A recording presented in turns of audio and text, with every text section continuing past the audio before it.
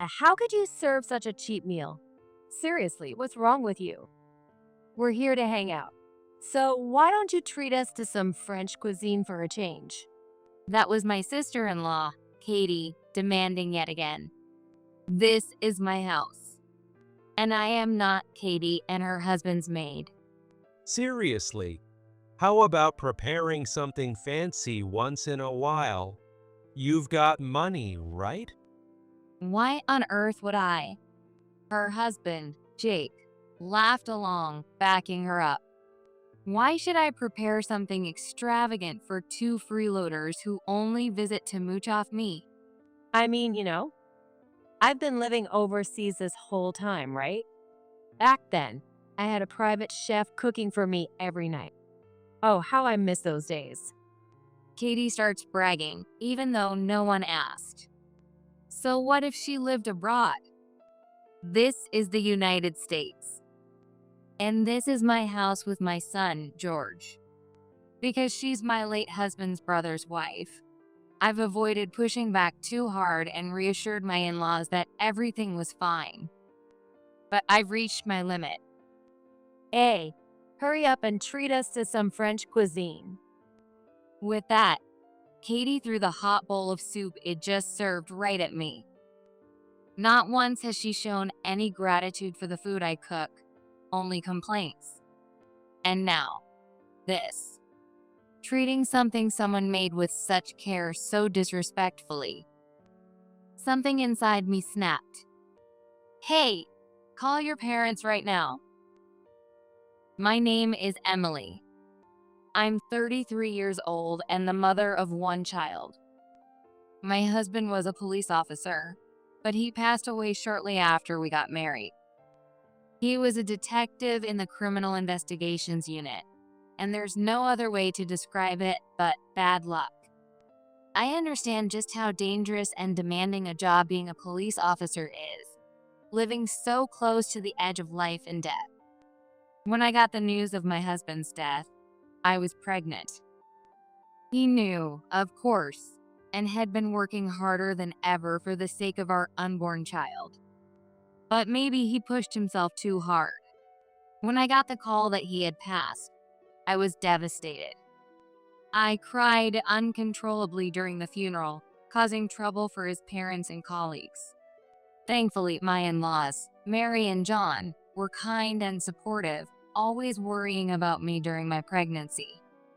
With their help, I was able to safely give birth to my son. From then on, I knew I had to pull myself together for the sake of raising my child, George, on my own. Even as I worked to recover, my in-laws remained supportive, constantly encouraging me to lean on them whenever I needed to. Luckily, their house is on my way to work, so I've been leaving George with them during the day. They absolutely adore their first grandchild, so I never have to worry. Even on late work days, they assure me it's fine to let George stay over for the night so I can rest. I can't express enough gratitude for everything they've done for me. Even though I've mostly recovered from losing my husband, it's thanks to my in-laws that I've truly found my footing again. It's been 5 years since my husband passed. Even now, George and I remain close with my in-laws. Through them, I learned that my late husband had an older brother named Thomas, who had been estranged for many years. Wait, Thomas? His older brother? From the sound of it, I guess you didn't know about him. No, I didn't. I was shocked because my late husband had never mentioned anything about his brother. Apparently, even though the two were brothers, they didn't get along at all. That's probably why my late husband never talked about Thomas, or so my in-laws said. But I couldn't help but wonder why they decided to bring it up now. As I listened, they explained that Thomas had always been a troublemaker, and they disowned him when he became an adult. For a while, he kept trying to come back home, claiming he had nowhere else to go. But one day, he stopped showing up entirely. Since then, they hadn't heard from him. but recently had been spotted around the neighborhood. Because George and I visit my in-laws frequently, they warned me to be careful.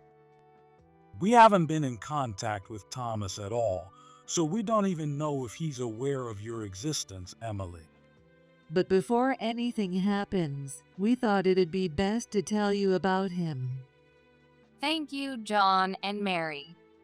I'll be extra careful. I nodded at their words and made sure to stay vigilant every time I went to and from their house.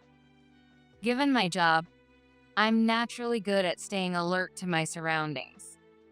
So whether I was heading to work, visiting my in-laws, or coming home, I always stayed on guard. Yet, despite all that, there was one man who managed to slip past my defenses. Finally found ya. Who are you? You must have heard about me from the folks, right? With a smirk, the man said he had a hard time tracking me down. This man, who suddenly showed up at my house one day, bore a faint resemblance to my late husband. But why? I'm sure I hadn't made any mistakes that could have led him to follow me. Wait, don't tell me you haven't been told? Are you, by any chance, Thomas, my husband's older brother? What do you know? You do get it. As I saw Thomas smirking, I realized I'd slipped up. Somehow, Thomas had avoided my radar entirely. But was he looking for me because my husband had passed away? A swirl of emotions churned inside me. What do you want? Just came to check out what kind of woman my brother married. The way Thomas licked his lips as he looked at me made my skin crawl. Checking me out, huh? Well then, how about offering a prayer for him? Why would I bother with that guy? I'm just here to check things out today. Looks like I've got something fun to look forward to. That day, Thomas left without doing anything else. But what did he mean by having something fun to look forward to? I couldn't shake the uneasy feeling his words left behind. And I regretted it. I should have told my in-laws that Thomas had come by that very same day. If I had, maybe we could come up with a better plan together. But it was already too late. From that day on, Thomas started showing up at my house frequently. It seemed had somehow learned about my husband's passing and used the fact that he wasn't around anymore as an excuse to visit repeatedly. Hey, sorry, but can you lend me about $500 again? Again, aren't you working, Thomas? What kind of job do you have that you're borrowing money all the time? That's none of your business. Just hand over the cash. I'm your husband's older brother, after all. Thomas claimed to have a job, but he never provided any details. Instead, he kept coming up with excuses to ask me for money. Whenever I tried to ask him for a reason, he would yell at me, demanding that I listen to him because he's my brother-in-law. If I refused to lend him money or ask questions like I did this time, he'd take his anger out on things in my house. Because of that, George had grown scared of Thomas. To protect George, I gave Thomas the amount he asked for. That way, he'd leave quietly. My gosh, what should I do? I can't let George be scared any longer. I should probably talk to my in-laws about this. I racked my brain, trying to figure out how to protect George and keep our peace. One weekend, Thomas showed up with Katie, a fiancée who was much younger than him. Here I am again. It happened just as George and I were playing at home, about to head out to buy groceries for dinner. Again? Well, and who's this? This is Katie, my fiancé. I was surprised to hear he wasn't married yet. Was he borrowing money from me to fund his wedding? Hi there. I'm Katie Forrester. Nice to meet you. So you're Thomas's brother's wife? Well, even though I'm younger than you, I'll be Thomas' wife. So from now on, you better address me with respect.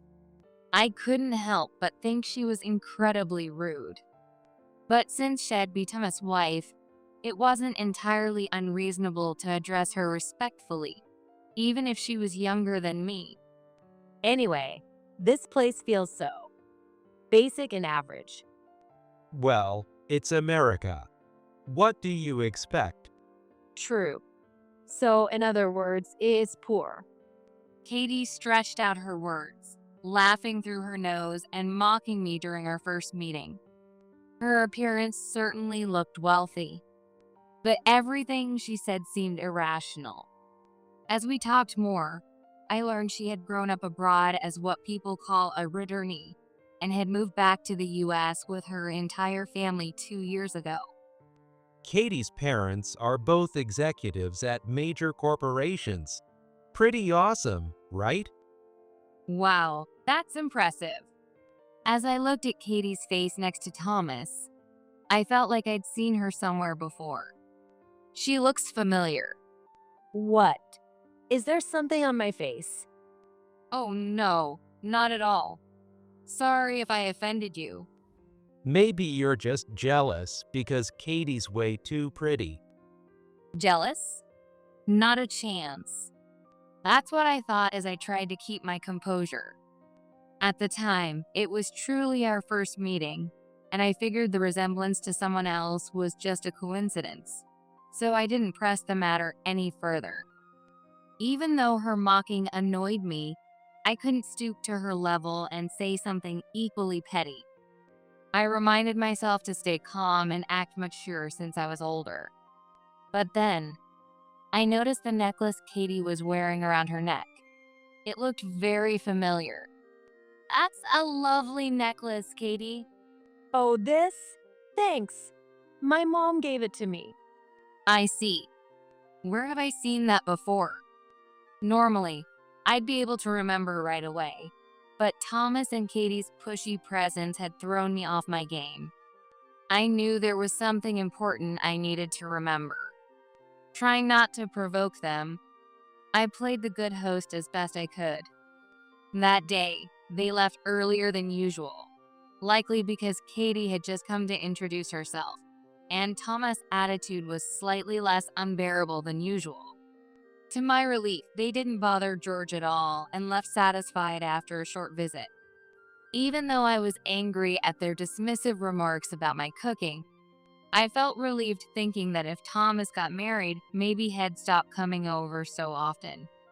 But that hope turned out to be naive.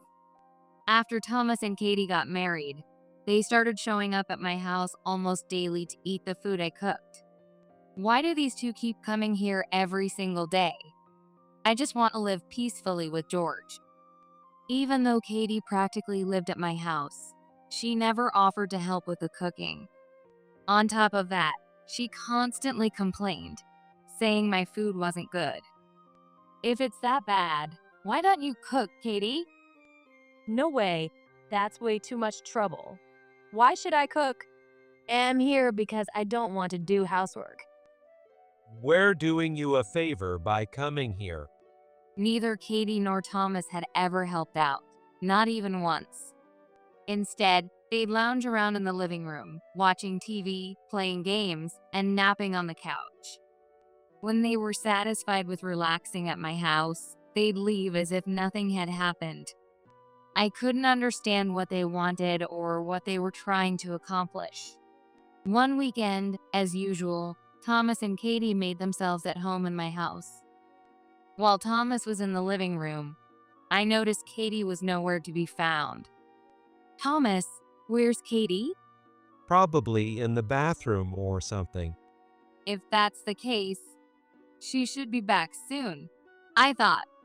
Since Thomas didn't seem interested in checking, I decided to look for her myself. Even though it's my sister-in-law's house, it's troubling to have someone wandering around without permission.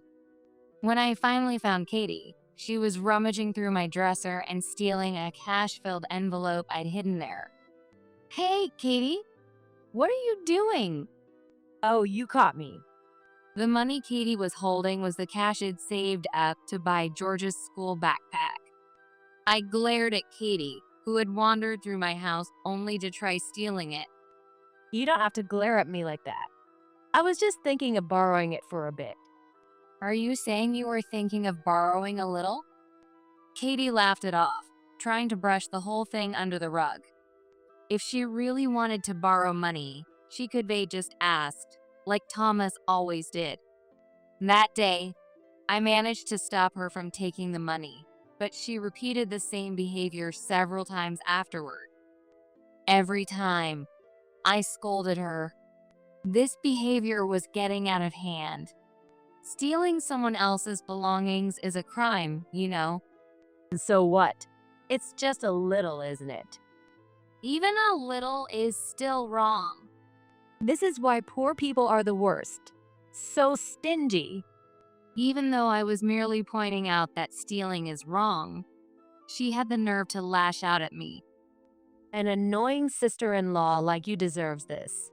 Katie started scattering garbage, which was actual kitchen waste, around my house. This was crossing the line. It was incredibly inconsiderate to my neighbors. I immediately cleaned it up. But honestly, how childish could someone be? Even though there's a significant age gap between her and Thomas, Katie is an adult. The fact that she acted this way made me think her parents must be spoiled her rotten. Being wealthy executives, they probably indulged their daughter's whims. I couldn't help but wonder what kind of people her parents were. For now, I decided it'd make sure Katie apologized for the garbage incident. However, it seemed like she felt guilty about it, perhaps even embarrassed, because after that, both Thomas and Katie suddenly stopped coming to my house. I thought I'd finally be able to live in peace. For a while, the two of them really didn't show up, and I enjoyed peaceful days with George. We even made plans to visit my in-laws during the holiday season. But then, as the end of the year approached, they came by again. Hey there. Long time no see. You missed us, didn't you? Katie waltzed in, saying something absurd right off the bat, as if it missed them. I thought to myself, but didn't say it out loud. We're about to head to John and Mary's place. Would you and Thomas like to join us? No way. Yeah, not a chance. They'd just complain about everything if we went. Had they even visited since getting married?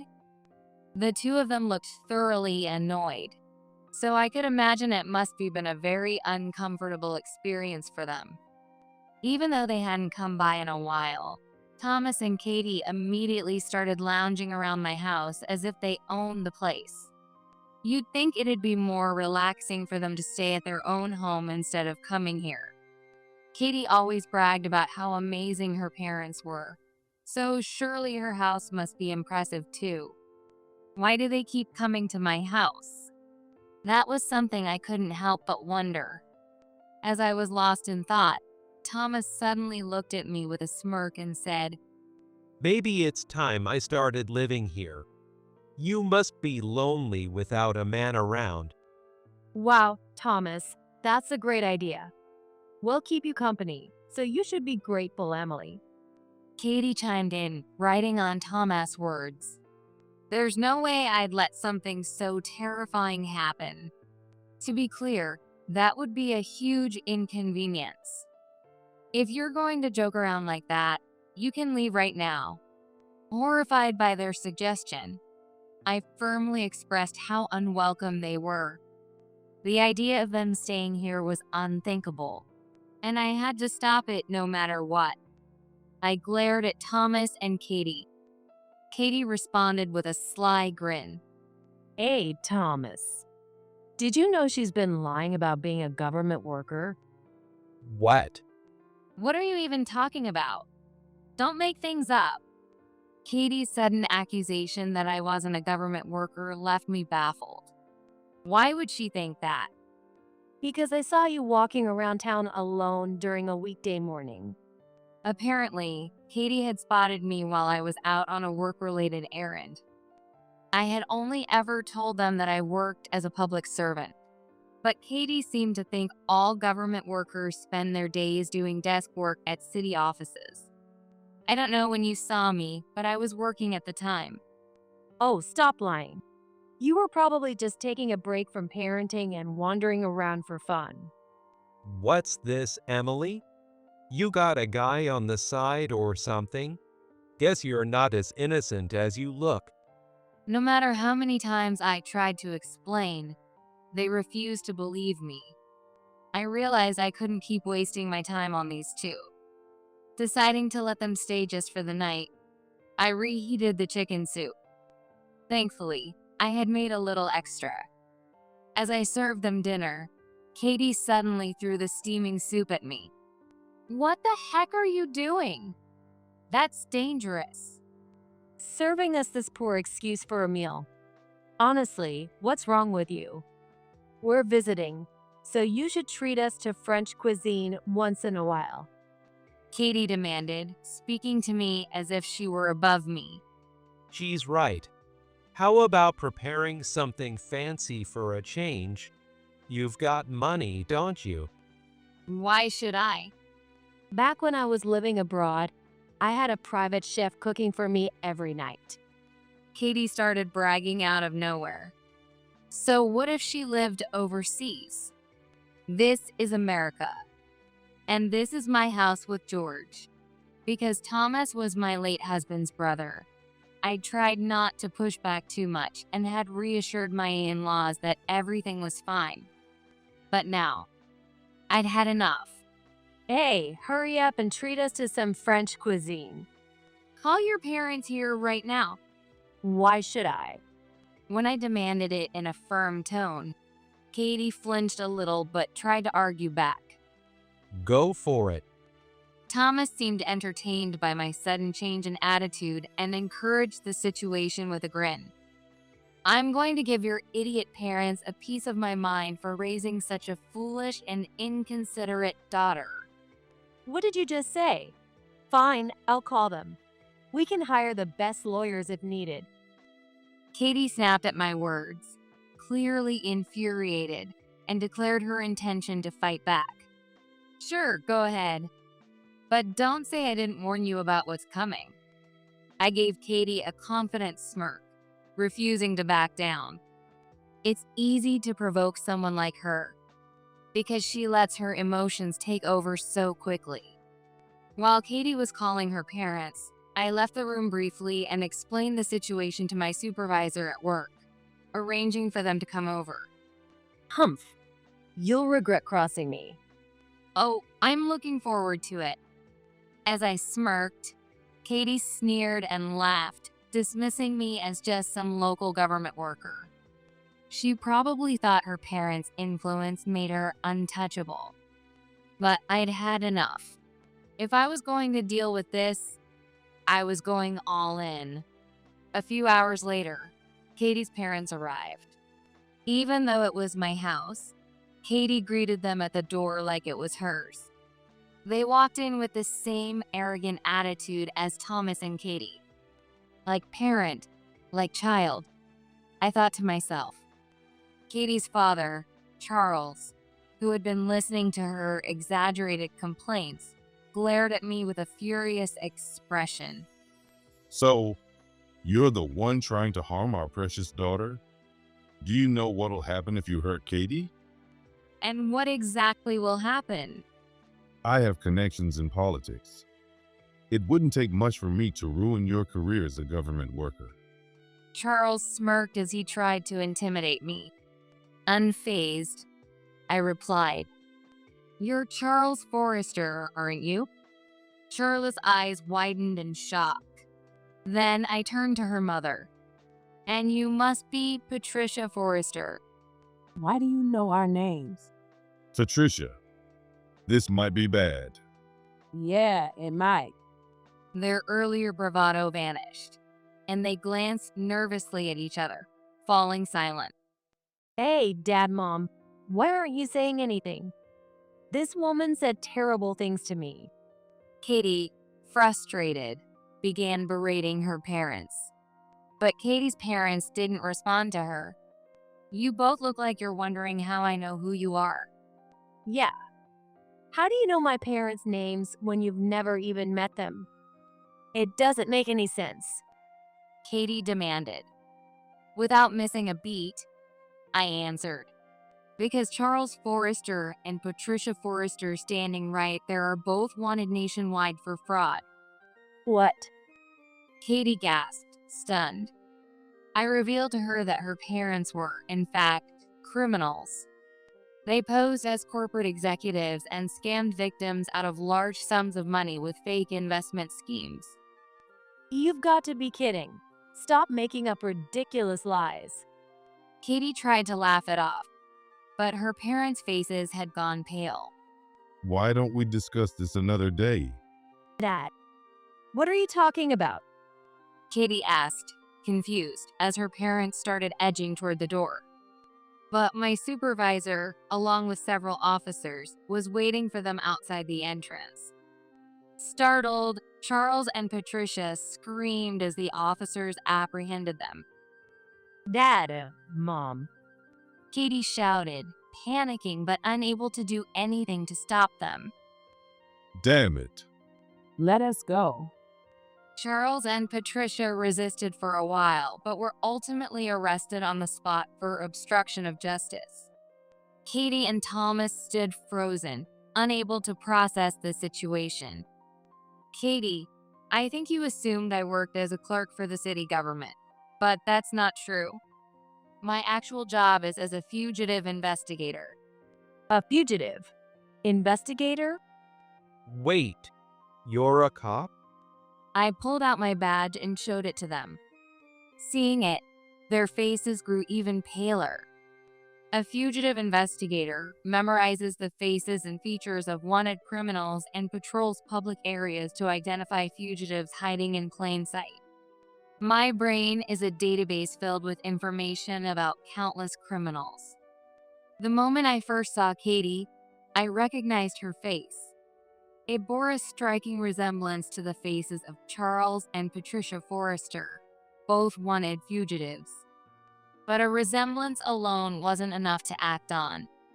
I needed something definitive to confirm my suspicion, and Katie conveniently provided that proof herself.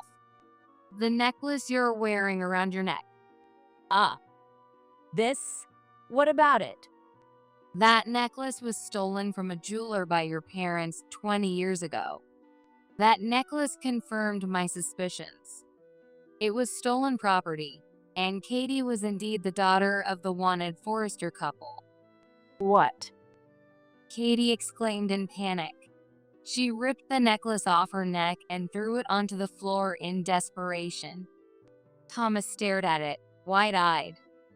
This is ridiculous. The statute of limitations must be expired by now. So why do we have to be arrested? Shouting, Charles and Patricia glared at me. I let out a deep sigh. Unfortunately for you two, you fled overseas right after the crime, didn't you? The statute of limitations stops counting while you're out of the country. I pointed this out, adding, didn't you know that? No way. That's a lie. There's no way the statute of limitations wouldn't count. Oh, but it does. Coming back here without knowing that. How careless. Did you think everyone forgot about your crimes just because it happened 20 years ago? This is exactly why fugitive investigators exist. Criminals on the run tend to forget things like that. At this, the Forrester couple collapsed on the floor. I figured they no longer had the energy to resist. With that settled, I turned to Katie. I didn't know anything about this, I swear. Emily, I'm so sorry. Katie was tearful as she apologized. Katie. Hey, from now on, let's get along, okay? I didn't know about my parents being criminals, and I'll cut ties with them now. Talk about a quick change of attitude. But I had already decided not to forgive Katie either. Tell me, Katie, did you inherit your sticky fingers from your parents? I asked with a hint of sarcasm, and Katie panicked. What do you mean by that? That necklace, you said your mom gave it to you, right? Yeah, that's exactly what happened. How strange. As I murmured this, Katie's voice grew louder. I suspected that the necklace Katie was wearing wasn't something her mother had given her, but something she had stolen from her mother without permission. That necklace is stolen property. I doubt any criminal would intentionally pass stolen goods down to their kid and have them flaunt it in public. So what if it is? You could be charged with theft. Oh, and let's not forget your other minor offenses. As I said this, Katie's face turned pale and she started trembling. After all, Katie, you tried to steal money from my house and scattered garbage in front of it, didn't you? That's because you wouldn't cooperate. Why would I cooperate when you never asked me properly? Too bad for you, but I've been documenting everything since the day you first came to my house, I said with a smile. Katie's eyes widened in shock. My late husband set up security cameras all around the house in case anything happened. They're installed in places you'd never notice. So I've got plenty of footage as evidence. Damn it. You tricked me into thinking you were just a government worker. Oh, but police officers are also public servants. And given the nature of my investigations, I can't exactly wear a uniform, can I? You really should brush up on your basic knowledge. When I shifted my gaze, I saw one of my colleagues attempting to place handcuffs on Katie's wrist. However, Katie resisted, unwilling to accept her fate. But when I pointed out that further resistance would only worsen her charges, she suddenly became compliant. The red lights of the police cars shone brightly in the quiet residential area at night. 2 police cars were used to escort Katie and her parents away. I felt relieved that this commotion had finally come to an end. Suddenly, I heard laughter from the side. You know, if I'd known she was the daughter of criminals, I wouldn't have married her. Thomas, Katie is your wife, isn't she? How can you say something like that? Well, it's true, isn't it? Who in their right mind would marry such a spoiled brat? No one would. Thomas laughed even harder. It seemed he genuinely believed that Katie was the daughter of corporate executives and had only married her for her. Or rather, her parents' wealth. Emily, I've decided. I'm divorcing Katie. Why was he making this declaration to me? I couldn't understand. And then, why don't you and I get together? What? I'm saying, let's get married. His suggestion was so absurd that I couldn't even get angry. I was just dumbfounded. Even though his wife and her parents had just been arrested, he was already thinking about his next move. But why on earth would that involve marrying me? Your cooking is amazing. Plus, if you're a cop, I wouldn't even have to work. He said this with a laugh. Hearing those words, it was clear that Thomas just wanted an easy life. That's why it was so simple for him to suggest marriage. I let out a deep sigh for what felt like the 100th time. I had never considered finding a new husband, especially with George in my life.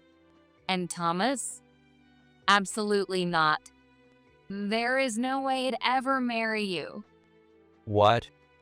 I rejected Thomas firmly. His face turned bright red in anger. Did he seriously think I would agree to his ridiculous proposal? If so, how low was his IQ? Thomas, there you are. How much longer are you going to rely on Emily, you fool of a son? Gosh, Mom? Dad? Thomas' father, a retired detective, had been re-employed at the same workplace as me. I had consulted Thomas' parents about both him and Katie. They had been waiting for the right moment to drag Thomas back home. Thomas panicked and tried to run, but he tripped over a toy police car that George had rolled onto the floor. Whoa. You're not getting away this time. Let go of me, Dad. Even though he was over 60, Thomas' father, who still hadn't lost his strength, easily subdued him. Looks like my son caused you a lot of trouble. No, thank you so much. From now on, he'll keep a close eye on him, so don't worry. I expressed my gratitude to my in-laws. I couldn't count how many times Thomas had come to this house, causing trouble for me and George. Thomas tried to struggle, but trapped in his father's firm grip, he couldn't move as he wanted. Realizing he couldn't escape, he slumped his head in defeat as his parents escorted him away. All right, time to clean up. I began tidying up the mess left behind from the commotion. Mom, I'll help. Oh, thank you. George did what he could to help. Even though so many adults had come, and he must have been scared, he didn't show it at all. George was acting just as he usually did. Hey, Mom, What is it? when I grow up, I'll protect you. Seeing George's determined expression, I thought I caught a glimpse of my late husband in his face. I see. Thank you, George. I promise. Well then, you'll have to work hard for that, won't you? George nodded seriously, his expression unwavering. I imagined George growing up and keeping his promise. Until that day comes, I vowed to protect him with all my strength.